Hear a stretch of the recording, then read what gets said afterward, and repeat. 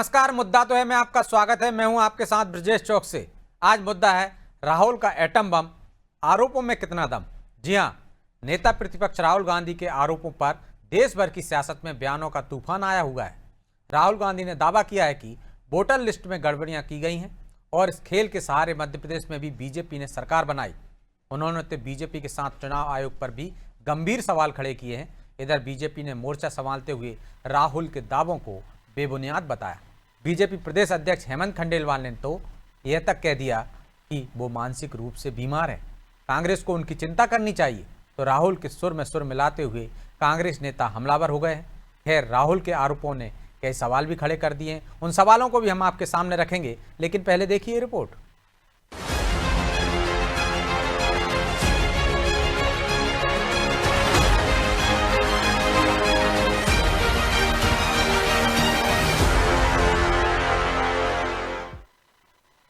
छत्तीसगढ़ और मध्य प्रदेश के रिजल्ट हमें लगा कुछ ना कुछ गलत हो रहा है। 2018 में मध्य प्रदेश में चुनाव होता है, हम जीतते हैं, हमारी सरकार चोरी हुई थी।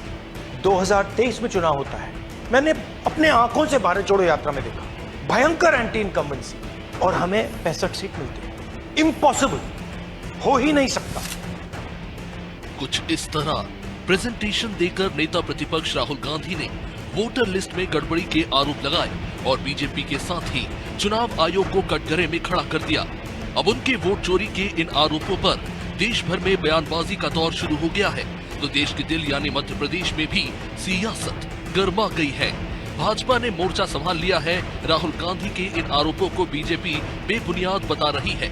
बीजेपी का कहना है कि राहुल का एटम बम तो फुस्सी बम निकला। राहुल के सबूत अगर सही है तो वो कोर्ट क्यों नहीं गए? अगर वो सच बोल रहे हैं तो उनको फौरन चुनाव आयोग को शपथ पत्र दे देना चाहिए। बीजेपी ने आरोप लगाया कि कांग्रेस को संवैधानिक संस्थानों को बदनाम करने की आदत है, लिहाजा वो ये सब कर रही है। कई जगह कांग्रेस भी चुनाव जीती, हमारा विरोध करने वाले भी जीते। मैं समझता हूँ इतने बड़े नेता को इतना गैर जिम्मेदारान रूप से नहीं बोलना चाहिए। अब मैं क्या बोलूँ, इतने बड़े नेता पे मैं कभी भी कोई घर में अगर किसी की कोई दिक्कत आती है, कोई बीमार होता है मानसिक रूप से, तो परिवार को चिंता करनी चाहिए। तो मुझे तो लगता है कि कांग्रेस के लोगों को उनकी चिंता करना चाहिए कि आखिर वो इस तरह के बयान क्यों दे रहे हैं। जिनका वोट बैंक ही जब्त हो गया है वो ये तो आरोप लगाएंगे। चुनाव आयोग पर आपका एटम बम तो खुश बम निकल गया, और वैसे पूरा देश जानता था इस बात को।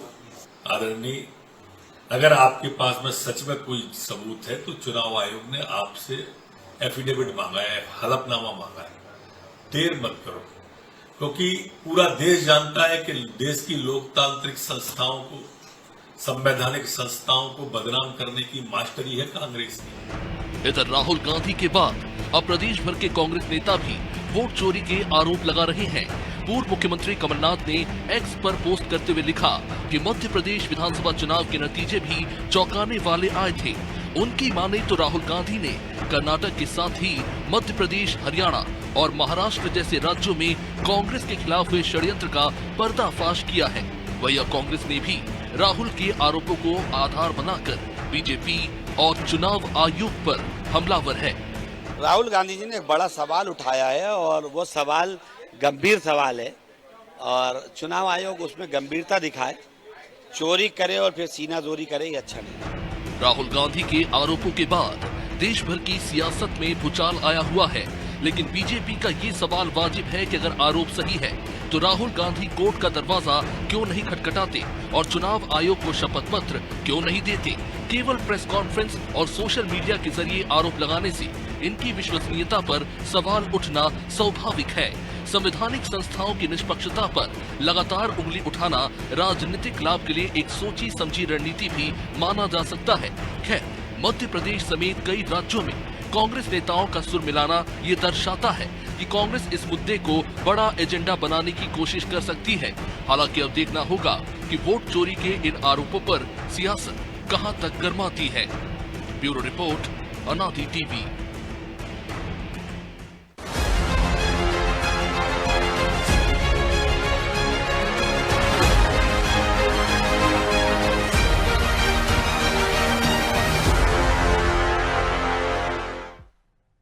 इस मुद्दे पर चर्चा शुरू करें उससे पहले वो सवाल जो जरूरी है। पहला सवाल, अगर राहुल गांधी के सबूत पक्के हैं तो वो शपथ पत्र क्यों नहीं दे देते? दूसरा सवाल, क्या बीजेपी के पास राहुल के आरोपों का कोई ठोस जवाब है? तीसरा सवाल, इस तरह के आरोप लगाकर राहुल गांधी क्या हासिल करना चाहते हैं? चलिए इन सवालों के साथ इस मुद्दे पर चर्चा शुरू करते हैं। चर्चा में हमारे साथ मौजूद हैं बीजेपी प्रवक्ता शिवम शुक्ला, कांग्रेस प्रवक्ता डॉक्टर विक्रम चौधरी और वरिष्ठ पत्रकार अशोक शुक्ला। आप तीनों का बहुत बहुत स्वागत है। और विक्रम जी, शुरुआत आपसे ही करते हैं। तमाम आरोप लगाए, मध्य प्रदेश को भी उसमें घसीटा कि यहाँ भी वोट की चोरी हुई है, ठीक है, आरोप लगाए हैं, तो फिर शपथ पत्र देने में और कोर्ट का दरवाजा खटखटाने में इतने पीछे क्यों? क्योंकि हेमंत खंडेलवाल कह रहे हैं मानसिक रूप से ठीक नहीं है, आप लोग चिंता कीजिए राहुल गांधी की। नरोत्तम मिश्रा कह रहे हैं कि जब इतना ही सब कुछ अच्छा है तो शपथ पर दे दीजिए हलफनामा, क्या बुराई है? देखिए, मानसिक रूप से तो नरोत्तम मिश्रा जी को इतनी नैतिकता होनी चाहिए कि ई टेंडरिंग घोटाले में उनकी नैतिकता क्या है, वो कितनी बेशर्मी के साथ बैठते हैं। और जब वो गृह मंत्री थे तब हथियार के लाइसेंस के जो रेट उनके दरवाजे पे टंगे रहते थे। तो मानसिक रूप से संतुलित कौन है तो सबको पता है। बहरहाल बात यहाँ आती है कि बाबा साहब अम्बेडकर ने जिस लोकतंत्र की नींव रखी है उस की बुनियाद की पहली शर्त ये नरोत्तम मिश्रा ने कि नहीं कहा था मानसिक रूप से संतुलन का, आपने जो बातें कह दी हैं उन्होंने तो ये कहा है हलफनामा दे देते तो ज्यादा अच्छा रहता। मैं थोड़ा सा करेक्शन कर रहा हूँ, आपको उसमें वो लगेगा करेक्शन नहीं, क्योंकि आप सुनने में आपको थोड़ी वो हो गई होगी, कंफ्यूजन हो गया। हेमंत खंडेलवाल ने बोला था। हाँ, आपकी व्याख्या में समझता हूँ, शिवम शुक्ला के लिए छोड़ दें कुछ। मैं कह रहा था आपसे कि एक वोट और एक मूल्य का सिद्धांत जो दिया है बाबा साहब अम्बेडकर ने, वो सीधे सीधे यहाँ खारिज कर दिया जा रहा है, वोटों को विशेष बना दिया जा रहा है। तो जो समानता का सिद्धांत है वो सबसे पहले खत्म करते हैं और इसके बाद जो लोकतंत्र की चोरी है वो अपने आप में बड़ा मुद्दा है। राहुल गांधी की इस प्रेस कॉन्फ्रेंस की गंभीरता कितनी है इस बात से आप जानिए कि इसको 50 करोड़ लोगों ने देखा है, एक बात। दूसरी बात यह है कि आज दिन भर से चुनाव, कई राज्यों के चुनाव आयोगों की जो ई वोटर लिस्ट है उसका जो सर्वर डाउन है, इसका मतलब है कि चोर की दाढ़ी में कुछ तिनका है। अब आपने जो बात कही है कि वो कोर्ट क्यों नहीं जाते, हलफनामा क्यों नहीं देते हैं, भाई जब हमने वोटर लिस्ट डिजिटल फॉर्म में मांगी तब आपने नहीं दी। जब आपने हमको 7 फुट लंबी और 4-5 फीट चौड़ी वोटर लिस्ट दी तब हमको 6 महीने लग गए। अब हमने पब्लिक डोमेन में वो बात रखी, राहुल जी ने भी यही बात कही। पत्रकारों ने उनसे पूछा कि आप क्या करेंगे, लीगली आप क्या करेंगे। उन्होंने कहा कि मैं नेता हूँ, लीडर ऑफ अपोजिशन हूँ, मैं सबसे पहले तो अपनी बात पब्लिक डोमेन में रखूंगा। अब यदि हम अदालत भी चले जाते हैं तो आप देखिए कि चुनाव आयोग ने जो नियम बना दिए हैं कि 6 महीने में वो सारा डेटा खत्म कर रहे हैं। राहुल जी ने ये बात भी उठाई कि 6 महीने आप डेटा क्यों खत्म कर रहे हैं, जबकि आप डिजिटल फॉर्म में आप लाइफ लॉन्ग पूरा डेटा रख सकते हो। लेकिन उन्होंने डेटा खत्म कर दिया, सीसीटीवी फुटेज मिटा दिए गए हैं और आपको किसी भी तरीके का डेटा देने से मना कर दिया है। जो वोटर लिस्ट का जो परसेंटेज होता है वो चुनाव के तत्काल बाद आ जाता है, लेकिन उसके बाद 8-8, 9-9 दिन के बाद जो है डेकोरेटेड आपके पास जो आंकड़े रखे जाते हैं। नरेंद्र मोदी के कहने पे 14-14, 15-15 चरणों का एक चुनाव कार्यक्रम बनाया जाता है और इसमें जिस तरीके से वोटों की हेराफेरी है, बड़ी मात्रा में जो नकली विक्रम जी, आपकी सारी बातें मान ली ना, अब तो आपके पास सबूत है, आपने एक विधानसभा में चेक कर लिया, तो आप तो शपथ पत्र चुनाव आयोग को ही दे सकते हैं ना कि आपने ये गड़बड़ियां की हैं, जो शपथ पत्र वो मांग रहे हैं, लेकिन आप देने को तैयार नहीं। तो सर, आप जितनी भी पत्रकारिता करते हैं क्या अदालत के माध्यम से करते हैं? आप हमसे कहते हैं, आप जो भी किसी की बाइट लेते हैं या कोई अपराध आप उजागर करते हैं, तो किसी आपने मान लीजिए चोरी या मर्डर की कोई आपने कवरेज की तो आपके पार्टी बनते हैं। मैं कोई संवैधानिक संस्था पर सवाल नहीं उठा रहा हूँ ना, यदि वहां उठाऊंगा तो मुझे भी शपथ पत्र देना पड़ेगा। कोर्ट आप जाते हो तो शपथ पत्र देना पड़ता है ना, वो संवैधानिक संस्थाएं है ना। सैकड़ों बार जो पत्रकार हैं वो जो है अदालतों पे या अपने अधिकारियों पे या पुलिस पे या रेवेन्यू पे तमाम लोगों पे सवाल उठाते हैं, सवाल खड़ा करते हैं। तो सवाल खड़ा करना आपका काम है, जनता के सामने सवाल खड़ा करना हमारा काम है। और ये तो आप चौकसी जी इत्मीनान से रहिए, पहला चरण है। हमने पब्लिक में बात स्थापित की है, पब्लिक परसेप्शन जब बनेगा फिर हम अदालत भी जाएंगे, और कई चैनल वाले जो हैं ठीक गए हैं उन मकानों की तलाशी ले रहे हैं जहां 80-80, 90-90 वोटर हैं। आप कई चैनल पे तो देखिए, मैं आपसे भी उम्मीद करूंगा कि आपका चैनल भी जाए, अपने आप समझ जाएंगे कि अदालत जाने की जरूरत है कि नहीं। बहरहाल लेकिन हम जाएंगे, और इसकी ये लड़ाई का पहला चरण है। आगे तो भी ये आप लड़ाई का देखेंगे। पहला चरण है शिवम जी, ठीक है। पहले चरण में शिवम जी से ये जवाब ले लेते हैं। पहला चरण है वो कह रहे हैं, और यदि उनके आरोपों में कोई दम है, आपको लगता है, तो आपके पास कोई ठोस जवाब है, दीजिए जवाब। जो वो आरोप लगा रहे हैं। ठीक, चौकसी जी एक लाइन शिवम भाई रुकना, मैं ये जानना चाह रहा हूँ कि आपने बीजेपी को क्यों बुलाया सर यहाँ? चौकसी जी किसको बुलाता ब्रजेश भाई? अरे हमने राहुल गांधी आपने बीजेपी पे आरोप लगाया है भाई। नहीं, बीजेपी पे आरोप लगाया है चुनाव आयोग के माध्यम से वोट की चोरी करा रही है। तो ये बीजेपी, ये चुनाव आयोग बीजेपी का अनुषंगिक संगठन है क्या? बीजेपी के सारे नेता फटे फटे फिर रहे हैं कि क्या बात है ये? भाई चुनाव आयोग ने अभी तक कोई आधिकारिक बयान नहीं दिया है, ना उनकी कोई प्रेस कॉन्फ्रेंस हुई है। चलिए इसका जवाब भी ले लेते हैं। क्यों आगे आ रहे हैं भाई शिवम जी, चोर की दाढ़ी में तिनका है क्या? आप लोग कितने आग बबूला क्यों हो रहे हैं? देखिए ब्रिजेश जी, सबसे महत्वपूर्ण चीज यह है कि विक्रम चौधरी जी जैसा आज हमारे प्रदेश अध्यक्ष जी राहुल गांधी जी के लिए बोल रहे थे, वैसा ही आज उनकी भी स्थिति है। मानसिक संतुलन और आपा दोनों खो बैठे हैं। यह आरोप किसके ऊपर लगा रहे हैं? चुनाव आयोग के ऊपर। चुनाव आयोग किसकी पक्षपात कर रहा है? भारतीय जनता पार्टी की सरकार की। नहीं तो कर्नाटक, हिमाचल की तरह इनकी मध्य प्रदेश में भी सरकार होती है। यही तो राहुल गांधी बोल रहे हैं कि भारतीय जनता पार्टी ने इनके जनमत को चोरी किया है, और अगर चोरी किया है तो उसका जवाब कौन देगा? भारतीय जनता पार्टी देगी। और जब यह चुनाव आयोग के ऊपर आरोप लगा रहे हैं, तो चुनाव आयोग ने तो बहुत स्पष्टता पूर्वक आपके नेता को बता दिया है कि आप बीएनएस के सेक्शन 227 के अंडर अंडरटेकिंग दे दीजिए, और वह जनप्रतिनिधि अधिनियम है उसके अनुसार भी आपके ऊपर कार्रवाई होगी। और कोर्ट में फौज सबूत रखने के लिए, इस प्रकार का एक संवैधानिक संस्था के ऊपर झूठा आरोप लगाने के लिए वहां पर भी आपको न्यायिक कटघरे में खड़ा किया जा सकेगा। लेकिन सिर्फ और सिर्फ टेलीविजन मीडिया, सोशल मीडिया की शूशाबाजी के अतिरिक्त राहुल गांधी इस दिशा में कभी आपको आगे बढ़ते हुए नजर नहीं आएंगे। सबसे महत्वपूर्ण चीज यह है कि राहुल गांधी जी जो दो बातें बोल रहे हैं, राहुल गांधी, सिर्फ राहुल गांधी नहीं, पूरा ऑपोजिशन हम बात कर ले, यह दो तरीके की बातें बोल रहे हैं। पहला, बिहार में जब एक स्पेशल इंटेंसिव रिवीजन हो रहा है तो यह लोग बोलेंगे नहीं गलत नहीं है, इतने सारे मतदाता उसमें सही ढंग से जुड़े हुए हैं, उनका नाम काटा जा रहा है। फिर दूसरी ओर एक उदाहरण लेकर के आते हैं कि बेंगलोर में तो इतने सारे मतदाता फर्जी थे, तो यानी चुनाव आयोग करे तो करे क्या? या तो वो वोटर लिस्ट का इंटेंसिव रिवीजन कर ले, या तो फिर वो जो मतदाता है उनको रहने दे। आप दोनों ही स्थिति में तो सही नहीं हो सकते हैं। कम से कम राहुल गांधी और पूरे जो घमंडिया गठबंधन है उसको यह बात समझने की आवश्यकता है। अब दूसरा जो सबसे महत्वपूर्ण विषय है, चुनाव आयोग जैसी एक संस्था है, संवैधानिक संस्था है, इस देश का करोड़ों की संख्या में लोगों का विश्वास उसके साथ जुड़ा हुआ है। अगर आप उस पर कोई क्वेश्चन इस प्रकार से इतना बृहद स्तर पर रख रहे हैं तो आपको उसके लिए न्यायपालिका की ही शरण में जाना होगा। उसके अतिरिक्त ये टेलीविजन, मीडिया, सोशल मीडिया, इससे तो आपको न्याय मिलने से रहा, तो आपको इसमें भी स्पष्टता के साथ, अभी विक्रम जी बोल रहे थे कि आप हर चीज को न्यायालय में ले जाकर लड़ते हैं। अगर ये सिविल सोसाइटी का डिस्कशन और डिस्कोर्स होता तो आप तो 10 वर्षों से बोल रहे हैं। आप जब भी चुनाव हारते हैं तो कर्नाटक, हिमाचल में ईवीएम में दिक्कत नहीं होती, लोकसभा में आपकी 99 सीटें आ जाती हैं, आप उसको एक प्राइड के रूप पर अपने सीने पे लगा करके घूमते हो, तब आपको ईवीएम में दिक्कत नजर नहीं आती। लेकिन जिन भी राज्यों में जनता आपको खारिज करती है, जहां आप संगठनात्मक, विक्रम जी आपको मैंने कितना धैर्यपूर्वक सुना, बदतमीजी मत करिए, आ जाने दीजिए, कितना धैर्यपूर्वक सुना पूरी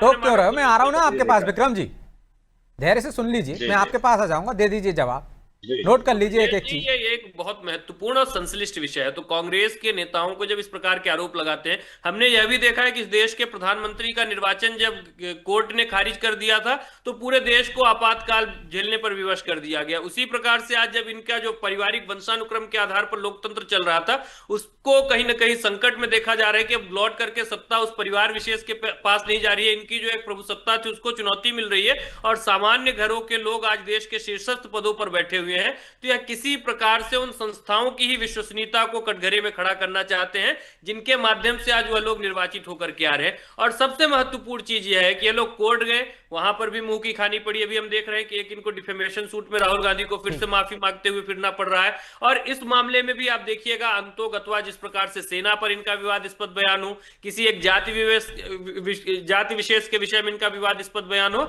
अथवा चुनाव आयोग के बारे में इस प्रकार की बातें कर रहे हैं। ठीक है, छोटा सा जवाब दीजिए विक्रम जी, फिर मैं जाऊंगा शुक्ला जी के पास। वो कह रहे हैं कि आपको डर है कहीं ना कहीं राहुल गांधी को कि सबूत आपके पर्याप्त नहीं है, तो कार्रवाई का डर है। और जब बिहार में शुद्धिकरण होता है वोटर लिस्ट का, तो आपकी भाषा अलग होती है और कर्नाटक में अलग होती है। 2018 में जब कमलनाथ जी प्रदेश अध्यक्ष थे तब 28 लाख जो है वोट इस प्रदेश की सूची से काटे गए थे। तो ऐसा नहीं है कि हम जो फर्जी वोटर है उसके खिलाफ हैं कि नहीं है। अरे तो हम चुनाव का intensive- बहिष्कार कर देते, नहीं लड़ते चुनाव। जीत और हार ये तो बाद में निर्धारित होने का, जीत गए तो सब कुछ सही था। ये मतलब इस प्रकार की मानसिकता, ऐसी सोच ये आज प्रदेश की जनता भी जानती है, देश की जनता भी जानती है। आप सेलेक्टिव ढंग से बोलिए, कर्नाटक में आप क्यों दिखा रहे हो? आप बताओ ना, तेलंगाना में आपको क्या दिक्कत है? आपकी हिमाचल में सरकार है, वहां पर आप कोई दिक्कत बताओ। तो करने दो भाई, अब तुम बदतमीजी नहीं कर रहे हो क्या? नहीं, मैं बिल्कुल बदतमीजी नहीं कर रहा हूँ। विक्रम जी, शुरू किसने किया था? मैं तो ये बिल्कुल इस तरीके पे टेम्पलेट पे डिबेट करता हूँ कि आप जिस हिसाब से आप इसको ऑपरेट करोगे वैसे ही मैं जवाब दूंगा। सीधा उसका जवाब दे दीजिए ना विक्रम जी। क्या बिहार में हो रहा है तो उसमें आपत्ति क्यों है? यदि कहीं फर्जी है तो चुनाव आयोग शुद्धिकरण कर रहा है ना, उसमें दो तरह की बातें क्यों? बिहार में हमें इस बात की आपत्ति नहीं कि आप शुद्धिकरण कर रहे हैं। बिहार में हमारी आपत्ति दूसरी, बिहार में जो दस्तावेज जैसे उन्होंने आधार कार्ड को वहां नहीं मान्यता दे रहे हैं तो वो तो कोर्ट ने दे दिया ना, तो यहाँ भी कोर्ट चले जाओ। नहीं, अरे आप सुन तो लीजिए, हमारी जो आपत्ति है वो कोर्ट ने कब दिया? जब हमने आपत्ति दर्ज की। तो यहाँ भी आपत्ति दर्ज करो ना, वही तो चाहते हैं कि यहाँ भी आपत्ति दर्ज कीजिए। आप जाएंगे ना, आप ये समझ रहे हैं कि हम एक दिन कल हमने प्रेस कॉन्फ्रेंस कर ली, आज हम कोर्ट चले जाए? कोर्ट में जाना एक पूरी तैयारी के साथ जाया जाता है। कोर्ट में भी हम जाएंगे, ऐसा नहीं है कोर्ट को भी छोड़ देंगे। हम सब जगह जाएंगे, कोर्ट में भी जाएंगे, हर जगह जाएंगे, लेकिन तैयारी कोर्ट में क्या तैयारी दिन में हो जाती है? पूरी तैयारी के साथ उतरे भाई, प्रेजेंटेशन दिया राहुल गांधी ने इतना बेहतर, तो पूरी तैयारी होगी ना पहले से। बताएंगे तैयारी भाई, डिजिटल फॉर्म में आप क्यों नहीं दे रहे हैं? आप चुनाव आयोग से कम सवाल पूछ रहे हैं, कांग्रेस से ज्यादा पूछ रहे हैं। चुनाव आयोग तो संवैधानिक संस्था है ना भाई, उनका कोई प्रवक्ता नहीं होता, वो जहाँ के बैठ जाएगा तो मैं उससे सवाल कर लूं। चुनाव आयोग से आपने पूछा कि आज जो पूरी जो इनके जो सर्वर है वो डाउन क्यों है? अभी यहाँ चुनाव आयोग का कोई प्रतिनिधि नहीं है ना भाई, वो तो आपने पूछ लिया, चुनाव आयोग ने आपसे कह दिया, शपथ पत्र दे दिया, आप दे नहीं रहे हो। वो जब चुनाव आयोग जो देगा वो भी दिखा दूंगा मैं, ठीक है शुक्ला जी। लेकिन राहुल गांधी को इस तरह के आरोप लगाने से क्या हासिल होने वाला है? क्या आपको भी लगता है कि वोट की चोरी हुई? कितना दम है इन आरोपों में? ठीक है, आ रहा हूँ। ये पूछिए कि ये जो चोरी हो रही है ये लोकतंत्र पर कैसे प्रभाव डालती है? शुक्ला जी से सवाल कर लेंगे, मैं आपको आ रहा हूँ। आपने जो सवाल उठाए थे मैंने पूछ लिया शिवम जी से। इनके लिए भी आप डॉक्टर का प्रबंध करिए। नहीं, अशोक शुक्ला जी से पूछ लीजिए कि भाई ये लोकतंत्र के लिए कितना सही और गलत है, क्योंकि जो वोट है वोट तो विपक्ष के पास है। जी शुक्ला जी बताइए। देखिए, सरकार की क्रेडिबिलिटी या किसी संवैधानिक संस्था की विश्वसनीयता बहुत महत्वपूर्ण होती है, और जब आप उसको कटघरे में खड़ा करते हैं तो एक पूरी सरकार कटघरे में आपको दिखाई देती है। आप सत्तारूढ़ दल को आपको घेरना होता है तो आप उस पर कुछ तो आरोप लगाएंगे, जैसे ईडी पे भी आरोप लगता है, सीबीआई पे आरोप लगता है, इनके दुरुपयोग का आरोप लगता है। इसी तरह से जो है बहुत सारी संवैधानिक संस्थाओं पे इस तरह के आरोप लग रहे हैं। सबसे महत्वपूर्ण बात यह है कि राहुल गांधी ने एक व्यक्ति या कुछ वोटर्स के 4 ID कार्ड दिखाए हैं। चुनाव आयोग ये क्यों नहीं कहता है कि ये चारों कार्ड जो राहुल गांधी दिखा रहे हैं ये फेक हैं, ये फर्जी हैं, फैब्रिकेटेड? एक शपथ पत्र को आप छोड़ दीजिए। राहुल गांधी ने कल प्रेस कॉन्फ्रेंस में कई मतदाताओं के 4 वोटर ID कार्ड दिखाए हैं, उसको लेकर चुनाव आयोग ने अब तक कुछ भी नहीं कहा है। और निश्चित तौर पर यह गंभीर विषय है। अगर इस देश में एक व्यक्ति 4 वोट डाल रहा है तो प्रश्न ये उठता है कि वो किसकी मदद कर रहा है, किसके लिए काम कर रहा है, उसको पकड़ा क्यों नहीं जा रहा है? अगर किसी व्यक्ति के पास, और हमने कुछ दिन पहले ही देखा था तेजस्वी यादव ने अपने 2 दिखा दिए थे, उनको भी पकड़ा जाए, उनको भी पकड़ा जाए। आप एक जिम्मेदारी निर्धारित कीजिए, मतदाता की भी जिम्मेदारी निर्धारित कीजिए कि जिसके पास 1 से अधिक वोटर ID कार्ड है उनके खिलाफ जो है कानूनी कार्रवाई होगी, आपराधिक मामला दर्ज कीजिए उनके खिलाफ। इस तरह के आप संवैधानिक संशोधन करके कानून बनाकर आप क्यों नहीं इसको रोकने की कोशिश करते हैं? चुनाव आयोग, लेकिन शुक्ला जी लगातार उसमें प्रयास हो रहे हैं ना, पहले आपके और हमारे भी होंगे। मेरे गांव में भी पहले एक वोटर था मेरा, एक यहाँ था, लेकिन कैंसिल हो गया, बहुत सालों पहले कैंसिल हो गया, और कभी दूसरे वोट का इस्तेमाल भी नहीं किया था। लेकिन जब वो बिहार में उसी का शुद्धिकरण करते हैं तो सब लोगों को आपत्ति हो जाती है। नहीं, वहां आपत्ति दूसरी तरह की है। आप ऐसे वो दस्तावेज मांग रहे हैं जो हर व्यक्ति के पास में हो, ये जरूरी नहीं है। हाँ, उसको लेकर मामला कोर्ट में भी है, वहां पे स्थिति दूसरी है। इसका कोई विरोध नहीं कर रहा है कि आप वहां पे SIR क्यों कर रहे हैं। आप वहां पे विरोध इस बात का हो रहा है कि आप कुछ स्पेसिफिक दस्तावेज मांग रहे हैं। मान लीजिए कि कोई व्यक्ति ऐसा है जो पढ़ा लिखा नहीं है, जिसका जन्म प्रमाण पत्र नहीं बना है, जिसका जाति प्रमाण पत्र भी नहीं है, तो क्या उसको मान लिया जाए कि वो देश का मतदाता नहीं है, वो देश का नागरिक नहीं है? तो कहीं ना कहीं कुछ कमियां होती हैं, तब ये सब इस तरह की चीजें उठती हैं।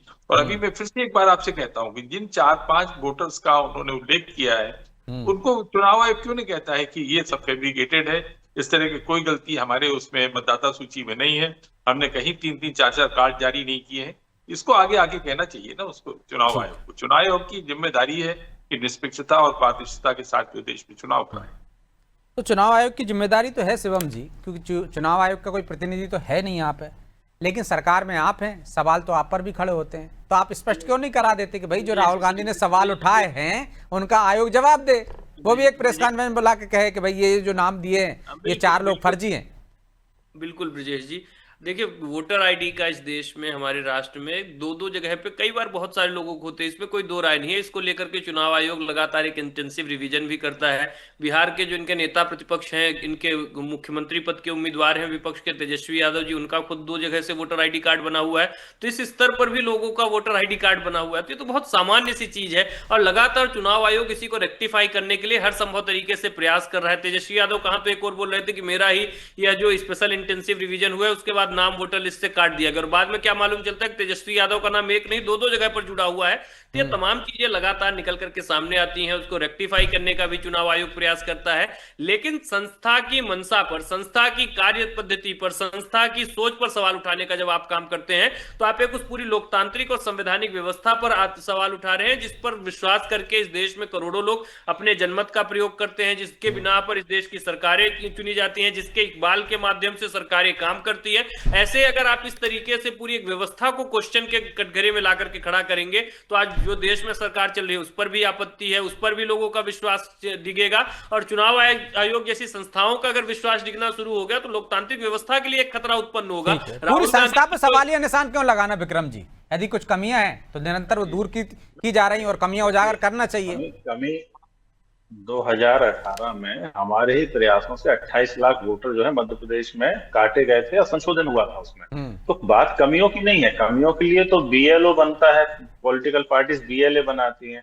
राहुल गांधी जो बात उठा रहे हैं वो कह रहे हैं ये पैटर्न बन गया है, और वो खुलेआम आरोप लगा रहे हैं कि ये जो पैटर्न है ये अपने आप नहीं बना है, ये बनाया गया है। और चुनाव आयोग जो है भाजपा का अनुषांगिक संगठन की भांति काम कर रहा है। इस बात की, जैसे शुक्ला जी ने ये बात कही, कितनी अच्छी बात कही, और यही बात लगभग आपको आईना दिखा रही है कि भाई चुनाव आयोग आए, हम भी तो यही चाहते हैं। हम तो ये कह रहे हैं कि ये साबित करें ना चुनाव आयोग की जो पूरे आरोप लगे हैं ये कहीं ना कहीं निराधार है। लेकिन वो आप आरोपों को एक पार्टी से जोड़ रहे हैं ना। आपने जो 28 लाख हटवाए थे तो क्या वो सारे बीजेपी के थे? पार्टी जब बेनिफिशियरी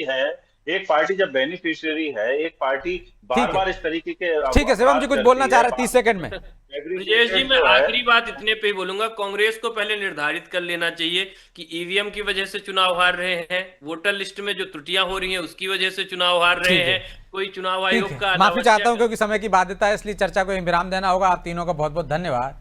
तो निश्चित तौर पर राहुल गांधी ने जो एटम बम फोड़ा है उस एटम बम में वाकई में दम है या वो फुस्सी बम है, ये तो आने वाला समय बताएगा। लेकिन अभी राहुल गांधी ने यदि जो प्रमाण दिए हैं तो उसके साथ साथ शपथ पत्र देकर कोर्ट की लड़ाई भी लड़नी चाहिए, ताकि जनता के सामने सच्चाई भी आए, उस पर भरोसा भी हो।